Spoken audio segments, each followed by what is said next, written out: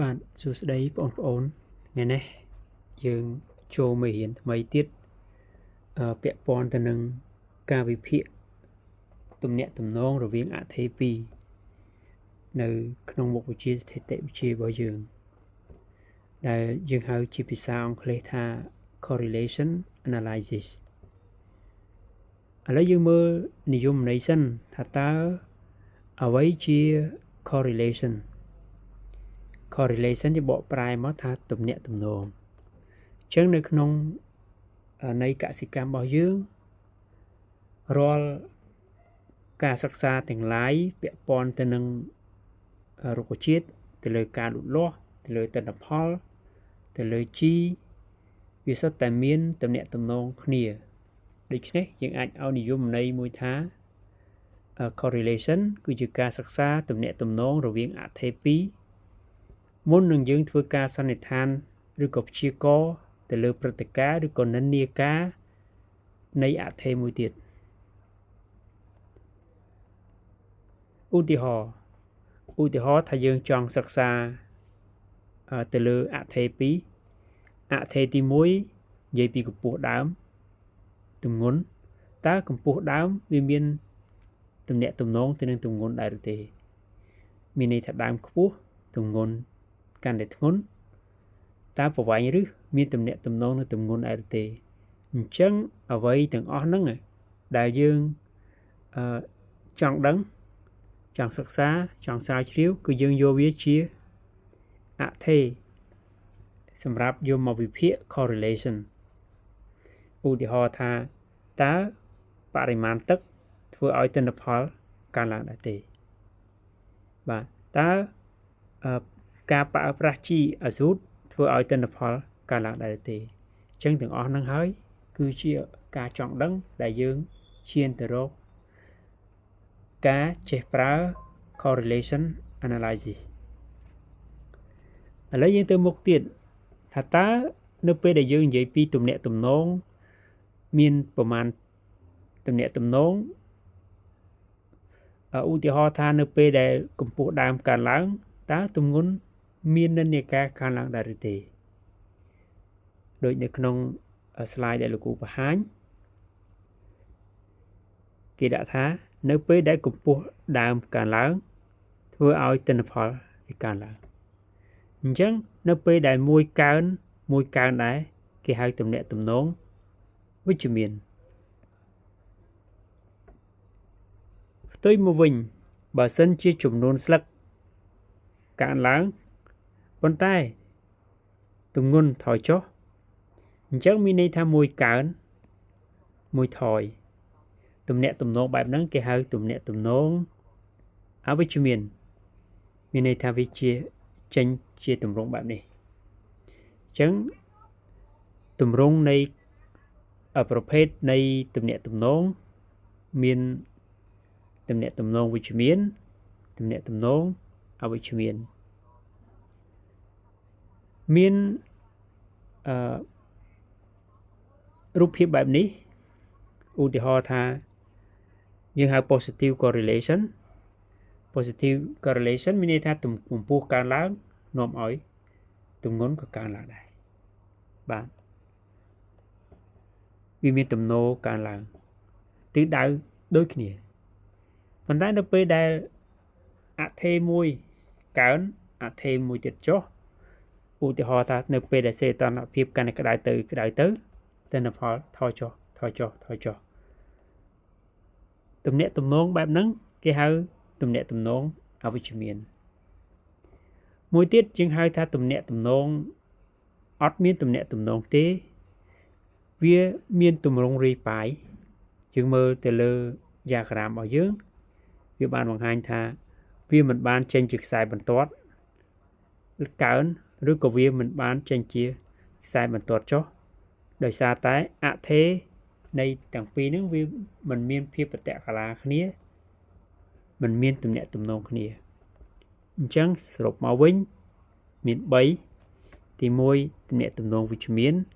ទំនាក់ទំនងអវិជ្ជមាននិងគ្មានទំនាក់ទំនង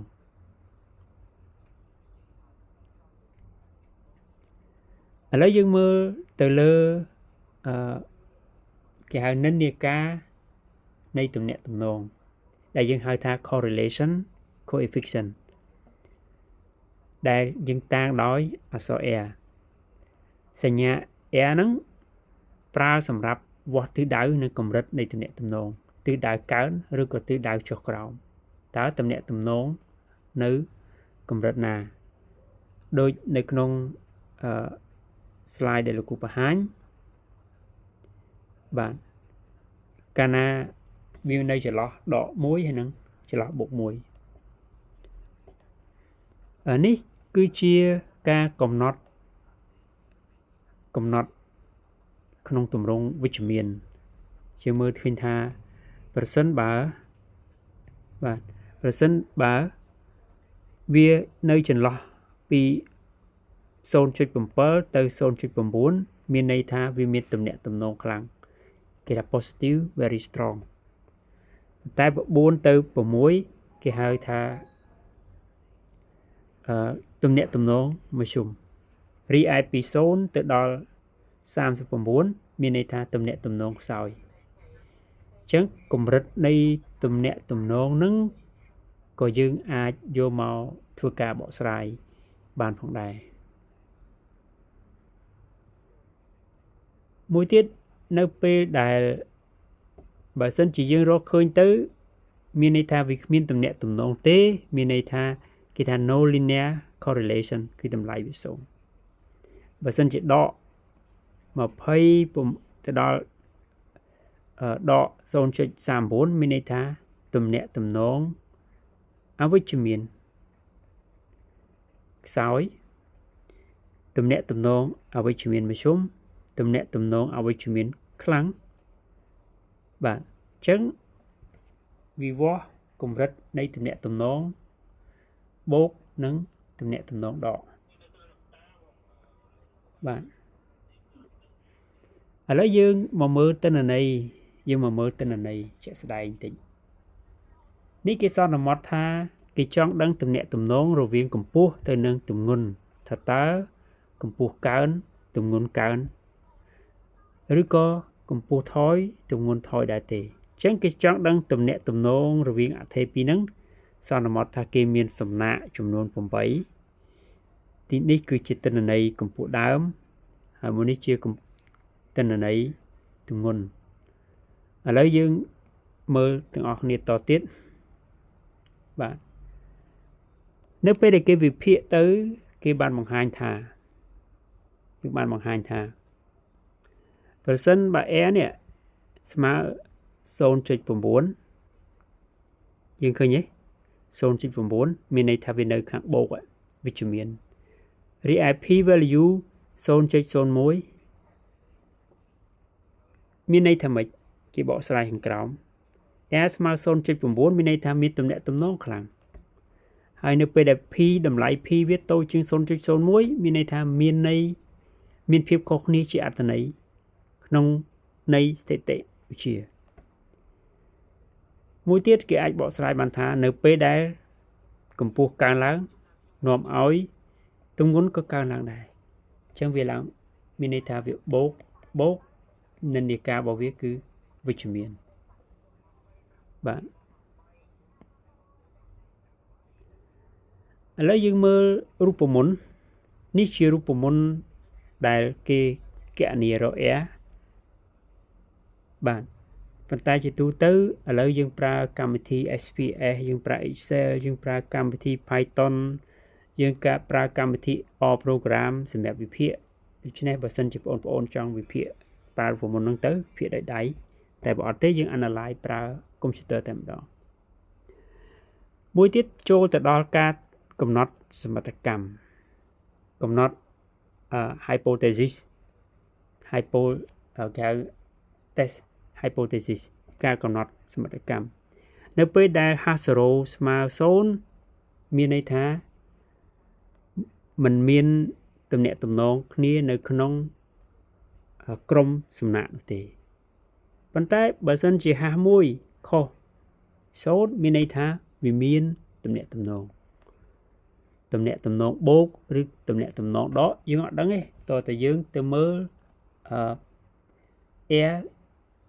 ដកឬក៏ air បូកតែគ្រាន់តែសមិទ្ធកម្មហ្នឹងគេឲ្យសមិទ្ធយើងហៅសមិទ្ធកម្មស្របឬក៏សមិទ្ធកម្មឆ្លាស់បាទ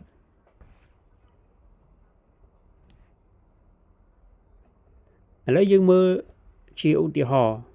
គេឲ្យឧទាហរណ៍ចំនួន3ឧទាហរណ៍ថា p value វាបើសិនជា p value វាតូចជាង 0.05 មានភាពខុសគ្នាជាអត្តន័យក្នុងន័យស្ថិតិវិទ្យាដោយមានកម្រិតជឿជាក់ 95% ប៉ុន្តែបើវាធំជាង 0.05 ឬក៏ស្មើ 0.05 មានន័យថាគ្មានភាពខុសគ្នាជាអត្តន័យទេបានបង្ហាញថាมันមានទំនាក់ទំនងគ្នាទេឥឡូវយើងឧទាហរណ៍ទី1នេះ r ស្មើ 0.85 p ស្មើ 0.001 អញ្ចឹងវាមានន័យថាអថេរទាំងពីរមានទំនាក់ទំនងវិជ្ជមានក្នុងន័យស្ថិតិវិទ្យាផ្ទុយមកវិញយើងមើលទៅឧទាហរណ៍ទី2 r ស្មើ 0.15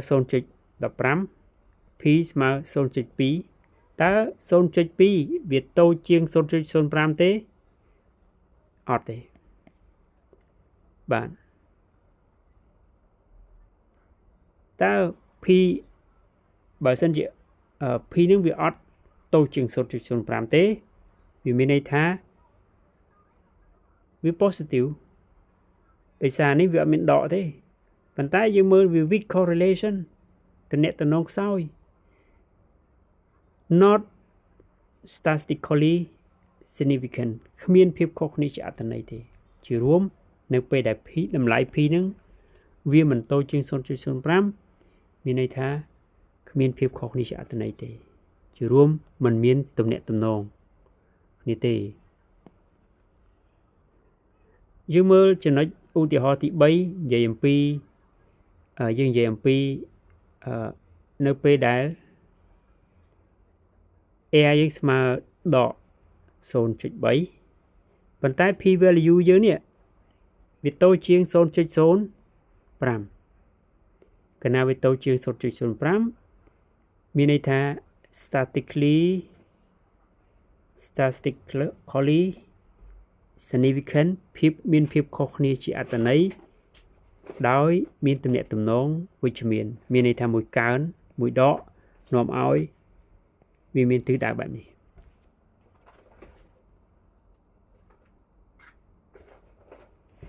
អូខេឥឡូវយើងទៅមុខទៀតចំណុចបន្ទាប់ទៀតលោកគ្រូនិយាយអំពី R ការ៉េគេហៅថា coefficient of determination បាទ R ការ៉េនៅក្នុង R ការ៉េនេះបាទនៅក្នុង R ការ៉េនេះដើម្បីឲ្យយើងងាយស្រួលកំណត់តំណែងគិតជាភាគរយគឺគេយក R នឹងលើកជាការ៉េហើយគុណនឹង 100% គេឃើញ 88% វាស្រួលក្នុងការដែលយើងបកស្រាយថាតំណែងរវាងកម្ពស់ដើមនិងទម្ងន់មានតំណែងគ្នាប៉ុន្មានភាគរយគឺ 88.2% រវាងអថេរ x និងអថេរ y ចឹងទៅធ្វើបែបហ្នឹងដើម្បីយើងងាយស្រួលក្នុងការថាតើវាតំណែងនេះអត់តំណែងប៉ុន្មានភាគរយ 88% មុននឹងយើងធ្វើការវិភាគទៅលើ correlation ជារួមគេឲ្យយើងមើលទៅលើគេឲ្យយើងប្រើប្រាស់ scatter plot ជាយ៉ាក្រាមមួយដើម្បីឲ្យយើងមើលឃើញនៅចំណុចមួយចំនួន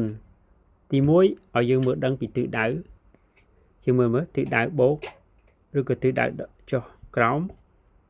បាទទី2កម្រិតតំណែងយើងអាចមើលទៅបើសិនជាវានៅរត់ស្របបន្ទាត់នេះតំណែងបាទខ្លាំងប៉ុន្តែបើសិនជាវារត់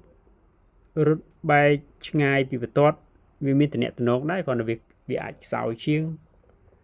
បាទ linear relationship តំណែងជាខ្សែបន្ទាត់ outliner បាទ outliner វាបង្ហាញពីចំណុចខ្ទាតបើសិនជាឧទាហរណ៍ថានៅខាងក្រោមនេះវាមានចំណុចខ្ទាតខ្លាំង ទិន្នន័យដែលឃ្លាតខ្លាំងធ្វើឲ្យយើងវិភាគទៅវាមានលំអៀងដោយសារតែទិន្នន័យវាប៉ោងខ្លាំងហើយបើសិនជា no linear relationship មានន័យថាវាគ្មានទំនាក់ទំនងគ្នាទេដូចខាងនេះយើងមើលរីប៉ាយដែលมันអាចចេញជាបន្ទាត់ឡើងឬក៏បន្ទាត់ចុះទេអញ្ចឹងសរុបមកវិញ scatter plot ត្រូវបានគេប្រើដើម្បីគេពិនិត្យមើលថាតើទិន្នន័យយើងហ្នឹងវាល្អឬក៏មិនល្អវិភាគទៅជាក់លាក់ប៉ុណ្ណាឥឡូវយើងចូលលំហាត់ព្រឹកនេះលោកគ្រូដាក់លំហាត់មួយបងប្អូនយកលំហាត់ទាំងអស់ហ្នឹងធ្វើទៅហើយផ្ញើមកលោកគ្រូវិញដោយសិក្សាទៅលើកម្ពស់ដើមកម្ពស់ហើយនិងទម្ងន់ដោយមានទិន្នន័យប៉ុណ្ណេះអូនយកទិន្នន័យហ្នឹងវាបញ្ចូលទៅក្នុងកម្មវិធី SPS ទៅហើយវិភាគបកស្រាយផ្ញើមកខ្ញុំវិញជា file PDF មកបាទអញ្ចឹងមេរៀនថ្ងៃនេះព្រឹកនេះយើងមានប៉ុណ្ណឹងបងប្អូនមានសំណួរសួរអញ្ចឹងអ្វីដែលលោកគ្រូចង់បានទី1បងប្អូនប្រើប្រាស់ពិនិត្យទៅលើទិន្នន័យហ្នឹងដោយប្រើប្រាស់ scatter plot ទៅហើយរកតមកទៀតយើងរកតម្លៃ r តើ r តម្លៃប្រមាណរកតម្លៃ p value ហើយតើវាមានទិសដៅបែបណាទិសដៅកើនឬក៏ទិសដៅថយហើយបកស្រាយ correlation មួយទៀតភាគរយនៃទំនាក់ទំនងប្រមាណភាគរយ 80% 90% លក្ខណៈចុងក្រោយបងប្អូនធ្វើការសន្និដ្ឋានជាសំណេរមកឯកទៅលើការវិភាគ correlation បានបង្ហាញថាយ៉ាងដូចម្ដេចអញ្ចឹងវាមានការសន្និដ្ឋានមួយតមកទៀតផ្ញើមកគ្រូអរគុណអញ្ចឹងមេរៀនព្រឹកនេះ3ម៉ោងព្រឹកនេះយើងរៀនពាក់ព័ន្ធទៅនឹង correlation analysis បាទអរគុណច្រើន